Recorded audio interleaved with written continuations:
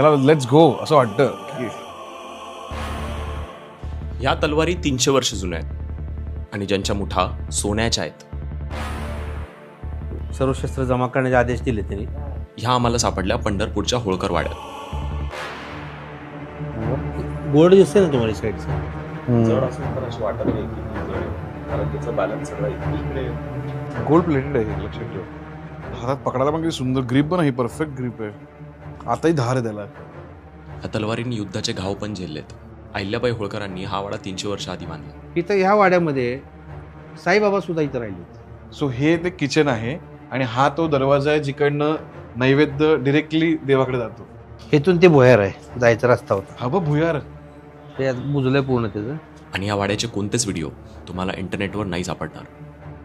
पण हा वाडा मंदिराजवळच आहे. हा अच्छा, समोरच आहे. समोरच आहे. दरवाजे बघ असले किती थंड आहे यात.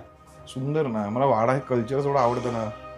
हे आमचे मार्गदर्शक मित्र आहेत, आदित्य फत्तेपूरकर. नमस्कार. नगरसेवक आहेत आणि व्यवस्थापक आहेत अरे पूर्ण.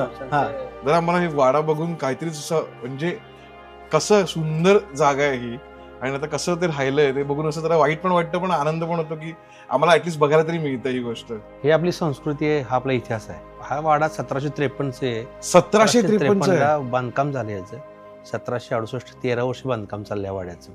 आणि स्वतः पुण्यश्लोक राजमाता मातोश्री अहिल्यादेवी ह्या वाड्याच्या वास्तुशांतीला गुढीपाडवा स्वतः इथे येऊन स्वतः इथं 1768 इथं राहिल्या. ती ही जागा आहे. म्हणजे त्यांचं वास्तव्य असण्याने त्यांनी स्वतः बांधकाम केलेली जागा आहे. किती मोठी आहे ही? 2 एकर जागा आहे पूर्ण. 2 एकर 58 जागा आहे. गुंठेमध्ये वाडा आहे. अच्छा. 22 गुंठे नदीपात्रात जागा आहे.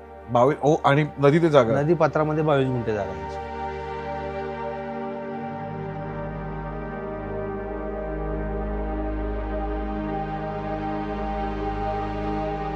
हा दरवाजे आहेत रे बघ. हे दरवाजात नाही, सगळे भिंतीवर जायचे रस्ते. बघ ते जाळी जळमट आहे पण हे बघ.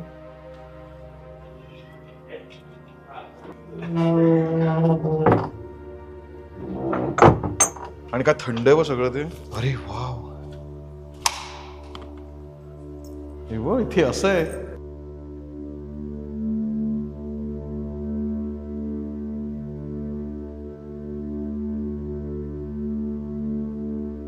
वाड्याचा शिलालेख आहे तो इथे खाली लिहिला आहे. त्याच्यामध्ये उल्लेख तुकोजर होळकरांचा. तुकोजर होळकर इथे राहिले होते, तो त्यात लिहिलेला आहे. अहिल्यादेवीने जी सगळी मंदिरं बांधली ती सगळी महादेवाची. क्वचित तुम्हाला असं एका दुसरं मंदिर नवीन बांधलेलं दिसते. हा ह्या जेव्हा वाड्याचा पाया खोदत होते तर समोरची मारुतीची मूर्ती सापडली. ती आतमध्ये सापडली. पाया खोदताना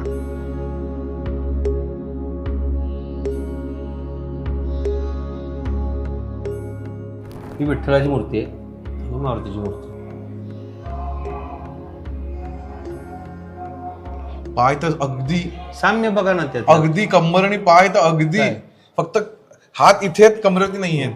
हे दास मारुती म्हणायचं ह्या मारुतीला. ह्या मारुतीच्या हातात गदा शस्त्र डोंगर काही नाही.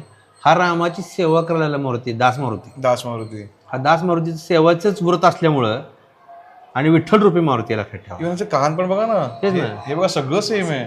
ते आर्किओलॉजी डिपार्टमेंटची लोक आली होती. ते म्हणजे 700 ते 800 वर्ष जुनी मूर्ती आहे ती. बरोबर. वाड्यापेक्षा जुनी ही मूर्ती आहे ती. ते काय म्हणले, वाडा ठीक आहे पण ती मूर्ती जपा. अरे वाड्यापेक्षा अनमोल ती मूर्ती आहे म्हणतात. त्यापूर्वी अहिल्यादेवीनी सदरची ही पिंड जी आहे ही गोकर्ण महाबळेश्वरवरनं राम प्रतिष्ठापन करून इथं आणली होती बसवायसाठी. 12 ज्योतिर्लिंग यावर कोरलेले आहेत. ही वालुकाश्मय दगड आहे. वालुकाश्मय दगड म्हणजे विठ्ठलाच्या मूर्तीचा जो दगड आहे. परंतु जेव्हा मारुतीची मूर्ती सापडली तर अहिल्यादेवींनी त्यांना पत्र लिहिलं की ज्याचा भक्त सापडला त्याच्या देवाची प्रतिष्ठापना करायची आहे तर त्या मूर्त्या मी पाठवून देते. राम लक्ष्मण सीतेच्या मूर्त्या त्यांनी बसवल्या. म्हणून ती आली म्हणून ही आली. आले हा. लोक इतकी पंढरपूरला येतात, देवाचं दर्शन घेतात, पण सहज कोणीतरी इथे येऊन बघून जातं. 250 वर्षापूर्वी त्यांची संकल्पना होती की माझा वारकरी तर राहिला पाहिजे, त्याची सोय झाली पाहिजे. इथं त्याचं इथं अन्नदान होत होतं. म्हणजे 1971 सालापर्यंत हा. रोज 100 यात्रेकरूंचं जेवण होतं. 11 ब्राह्मणांना इथं ब्राह्मण भोज होता रोज. त्याचं अजूनही रेकॉर्ड्स माझ्याकडे उपलब्ध आहेत. त्या 150 वर्षापासूनचे कागद आहेत माझ्याकडे अवेलेबल आहेत. हे लाकडाचा सुद्धा इतिहास असा आहे. हे चंबळच्या खोऱ्यातून लाकूड, हे तिथून हे लाकूड टाकलं गुजरातच्या समुद्रात आणलं. गुजरात समुद्रातून रत्नागिरीला आणलं. रत्नागिरीवरून हत्तीच्या पाठीवरती टाकून हे लाकूड इथं आणलेलं आहे. त्याचं बाजीराव पेशव्यांचं पत्र आहे, दुसऱ्या बाजीराव पेशव्यांचं. याला जकात दाखवू नये म्हणून. इथं ह्या वाड्यामध्ये साईबाबा सुद्धा इथं राहिले होते. साईबाबा इथे राहून गेलेले. त्यांना विचार चंदू काकांना. साईबाबा इथं राहिलेत ना आपल्या इथं. ते आता 85 वर्षाचे चंदू काका आहेत. हे ब्रह्मचारी आहेत. नमस्कार दादा. हे रामाचे पूजा करतात आणि सगळं इथली वाड्याची देखरेख जी आहे सगळी हा. हे स्वतः चंदू काका बघतात. यांना धन्यवाद चंदू काका, तुम्ही इतक्या वर्ष करताय. हे ते चेंबर्स आहेत पाण्याचे सगळे. 250 वर्ष झाली अजून एकदाही कोप झालेला एकदाही चोकअप नाही झालाय. आणि आमची मुंबई बघा कधीच नाही पाणी आलंय. एक थेंब पाणी येत नाही हो, पुढे वाड्यात. मार्किंग पण नाही पाण्याची की जमिनीत लागलंय. मी काय म्हणतोय त्यावेळेस हायेस्ट लेवल कडून सगळं केलं होतं. ही नदीचा पूर भविष्यात येणार आहे माझ्या वारकऱ्याला धोका होणे. जेव्हा अहिल्यादेवी इथं आल्या ही वाडा काय मला भाविका दृष्टिकोनातून योग्य वाटत नाही. याची मला तपासणी करायची आहे म्हणलं. म्हणजे याची मजबूतीकरण कसं बघायचं. त्याने काय केलं, हत्ती आणला, हत्ती रॅम करून वर चढवला ह्या वाड्यावर. हत्ती? हो, आणि हत्ती नाचवला ह्या वाड्यावर. त्यामुळे याला होळकरांचा वाडा म्हणतात ना, तसं हत्तीचा वाडा सुद्धा म्हणतात. हत्ती नाचवले वाड्याच्या वरती? हो, ह्याचं मजबूतीकरण बघायसाठी. त्यामुळे इथली बरीचशी लोक जी आहेत ज्यांना ऐतिहासिक महत्व माहित आहे, स्वतःचं घर बांधताना काय करतात माहिती आहे का, इथली एक मुठभर माती घेतात आणि ते पायात नेऊन टाकतात. आणि माझाही घर एवढे दिवस असंच राहावं. अहिल्यादेवींचे जे नातू आहेत काशीराव दादा होळकर, त्यांनी मकर बसवली. त्याचं त्यांनी 1785 अहिल्यादेवीच्या मृत्यूनंतर 1785 सालचा आहे. आणि अहिल्यादेवींचे नातू काशीराव होळकरांनी ही मूर्ती बसवली अहिल्यादेवींची. ह्याचं वैशिष्ट्य असं आहे, इथं गुढीपाडवा ते रामनवमी 9 दिवसाचा उत्सव असतो. इथं तुम्ही महालक्ष्मीला किरणोत्सव बघितला, हो हो हो हो, तसा इथं किरणोत्सव असं लाईट आतपर्यंत येते. बरोबर रामनवमीशी रामाच्या चेहऱ्याचे सूर्यकिरण असं उघडलेलं पहिलं सूर्यकिरण समोरचं वर्ण. अच्छा, तिकडनं येतं. हो, बंद करा सगळ्या सगळ्या बंद करा. ओ, आणि सुंदर लाईट पडते. कन्स्ट्रक्शन त्यावेळेसचे, बरोबर. त्यावेळेसचे अक्षांश रेखांश बघून ती सगळी बांधणी केलेली आहे या मंदिराची करता. आणि इथं पाठीमागणं म्हणजे इथं दाखवतो स्वयंपाकखोली. आपण जिथं वर होतो तिथं स्वयंपाकखोली आहे. नैवेद्य झाला की रामाला पहिला इकडून सवळ्यात नैवेद्य. अच्छा, सगळ्यांच्या मधून नाही पाठवून येणार किचन. तुम्हाला हे दिसणार सुद्धा नाही. हे दरवाजा आहे ना, हे बघ, जा तुझा. तुम्हाला दिसते वर साईडला दरवाजा आहे त्याचा. मागून किचन मध्ये डिरेक्टली किचन वर जायचं. परत अहिल्यादेवी वर राहिल्या होत्या. सो हे ते किचन आहे आणि हा तो दरवाजा आहे जिकडनं नैवेद्य डिरेक्टली देवाकडे जातो मागच्या बाजूने. काय ना, त्यावेळी आर्किटेक्टने विचार केलेला आहे. आणि इथून ह्या वाड्यातून जे भुयार आहे ते विठ्ठल मंदिरात निघतं. त्या अहिल्यादेवीची महिनाभर त्यांचं वास्तव्य होतं. मंदिरात जायचं दर्शनाला. कारण लिटरली त्यावेळीच्या तर सेलिब्रिटी असणार ना, मग त्या जर बाहेर निघाला तर किती गर्दी होईल. आता लोक कॅप आणि गॉगल घालून बाहेर पडतात, तेव्हा ते भुयारात जायचं. इथून ते भुयार आहे, जायचा रस्ता होता. हा बघ भुयार, हे बुजलंय पूर्ण त्याचं. असं हे चंदू काका आहेत ना, हे जात होते ना भुयार. भुयारात जायचं. हो, ते हे चंदू काका आहेत ना आत्ताचे पुजारी. ते असं 6 फूट उंच आहे, 4 फूट रुंद आहे. म्हणजे पूर्ण दगडी बांधकाम आहे. म्हणजे महम्मद गझनी जेव्हा भारतात आले तेव्हा त्यांनी काय केलं, तर सगळी मंदिरे फोडायला सुरुवात केली. आणि त्यांनी सगळ्यात मोठं मंदिर जे फोडलं ते काशी विश्वेश्वराचं लिंग आहे. ती लिंग हातोड्याचा घाव घालून फोडलं. ती लिंग नसताना फक्त ब्राह्मण समाज त्याची पूजा करायचं. त्याने अकबरांची परवानगी घेऊन ते लिंग बसवायचं ठरलं. त्यानंतर त्याने आणलं, ते लिंग बसवलं. ते एकतर माप घेऊन जायचे, ते लिंग बसवलं तर एक तर बारकं व्हायचे किंवा मोठं व्हायचं. अहिल्यादेवींच्यासाठी जेव्हा त्यांची पालखी आली तेव्हाच ते सगळे फुलं वगैरे टाकत होते. अहिल्यादेवी आल्या दर्शना आल्या, त्यांनी बघितले की हे लिंग कुठं आहे. तिथलंच एक लिंग अहिल्यादेवीने उचलून त्यावर ठेवलं, ते बसलेलं.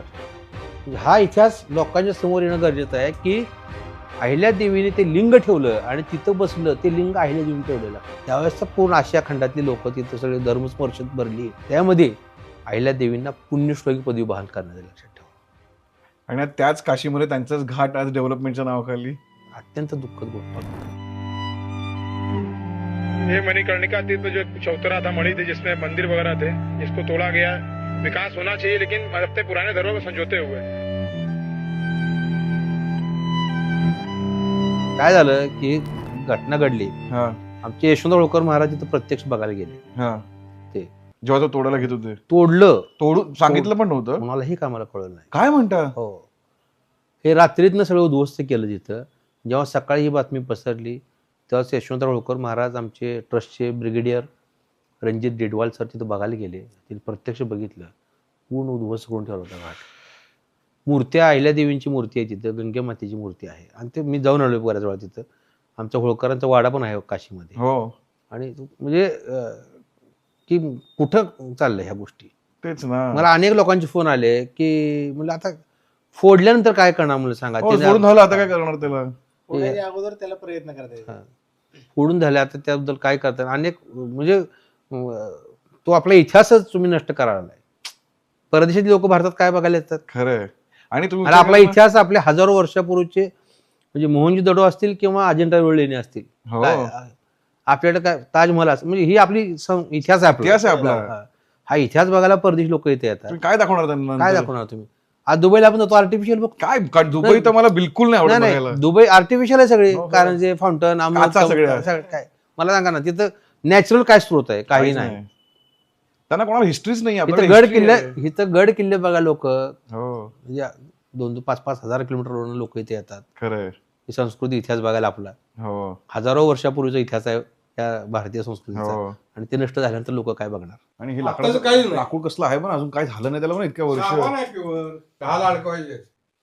ढाल अडकवायचे ते. ढाल इथं तलवारी होत्या. कोणत्या तशा आहेत. इथं तलवारी होत्या बंदुका होत्या अच्छा म्हणून त्यानंतर त्यानंतर तोफा होत्या इथं. 1981 साली इंदोर गव्हर्नमेंटने म्हणजे मध्य प्रदेश गव्हर्नमेंटने आपल्या हा. गव्हर्नमेंटला पत्र लिहिलं आणि पोलीस बंदोबस्तात सगळे इथनं घेऊन गेले. घेऊन गेलं इकडं सगळे घेऊन गेले इथून तिथे इंदोरच्या म्युझियम मध्ये. म्युझियम मध्ये ठेवले. तिथे लिहिलंय पंढरपूर संस्थान की तरफ से म्हणून. इथे 2 तलवारी आमच्याकडे चंदुकान ठेवल्यात गपचूप पूजेला पूजेसाठी अरे वा. दसऱ्याला दसऱ्याला पूजा करतो. त्यातल्या. आणि त्या 2 तलवारी तुम्हाला बघायला दाखवतो. हो, त्याच्या बघा. मोठी सोन्याची आहेत. काय म्हणता. चांदीच्या त्याला फुले येते.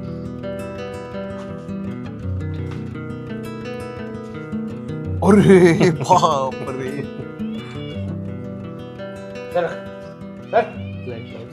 हा जर गोळा म्हणजे डोक्यात जरी पडला ना माणूस मेला. म्हणजे हे बघ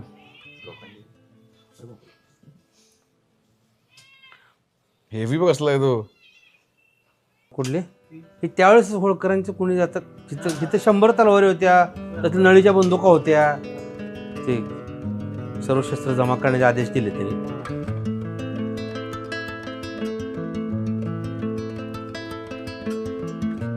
चांदीचे फुले येते. नाही ते सोन्याचं आहे ते त्यांनी सांगितलं ते मधलं बोर्ड दिसतंय ना तुम्हाला साईडचं सोनं आहे ते. कोणाकोणावर किती घाव झालेले ते सगळं त्याच्यावर खासायच्या.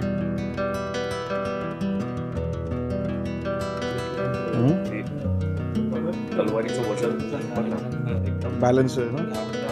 जवळ आहे. म्हणजे तलवार अशी किती पण वेळ पकडू शकतो.